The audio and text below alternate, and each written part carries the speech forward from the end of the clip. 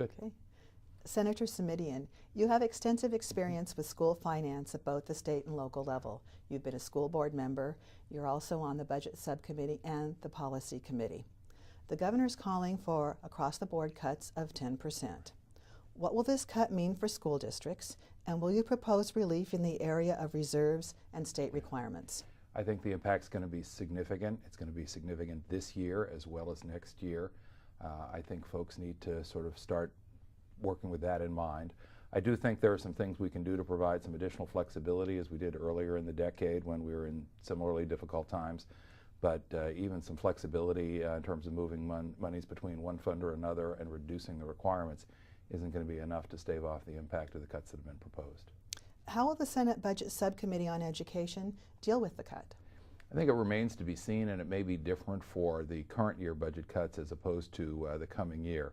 But the requirements now are that we move pretty quickly within 45 days and that we get the word out as quickly as we possibly can.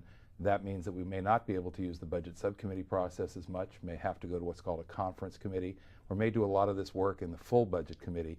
That's likely to be a little bit frustrating for many of our districts because there's less opportunity to participate and engage sort of at the first conversational level. In light of the difficult decisions that will need to be made, how can the education budget be protected? Well, I think a starting point is that people are going to have to resist the suspension of Prop 98 as vigorously as they possibly can.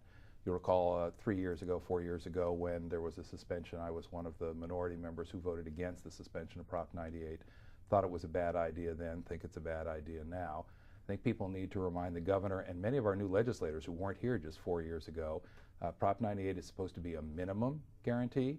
It's supposed to provide stability, which of course it won't if we've suspended it twice in 4 years. It's voter approved, which is something the governor has often talked about in terms of putting things on the ballot.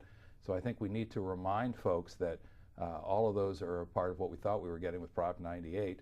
And then we need to be doubly concerned because if the governor creates a rainy day fund that scoops up any, quote, extra money in the years ahead after we've scaled back education funding, we may never be able to catch up.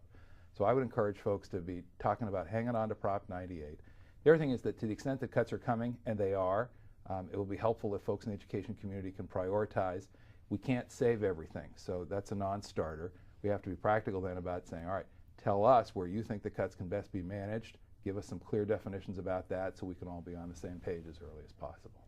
Thank you very much, Senator Simitian. You're an excellent friend to education in California.